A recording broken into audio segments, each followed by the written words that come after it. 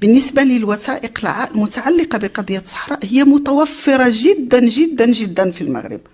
وحينما أقول الصحراء أعني بها الصحراء بين مزدوجتين الغربية والشرقية أيضا.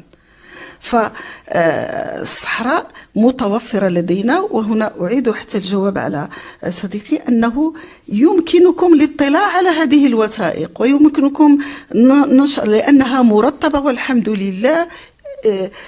منذ غد أنا في انتظارك، فيجب أن تأتي وتطلع عليها. حينما أقول الوثائق المتعلقة بالصحراء ليست الوثائق فقط المراسلات أو الضهائر أو البيعات، هنالك خرائط تبين كيف تطورت الحدود، وهنالك بعض الرسوم للحدود، وهنالك الاتفاقيات، وهنالك الرسائل المتبادلة منذ العصر الوسيط إلى اليوم على قضية الصحراء. قضية الصحراء مغربية من خلال وثائقنا، وهي تنتظر أقلامكم، فنحن في خدمتكم في أي وقت ترونه مناسبا.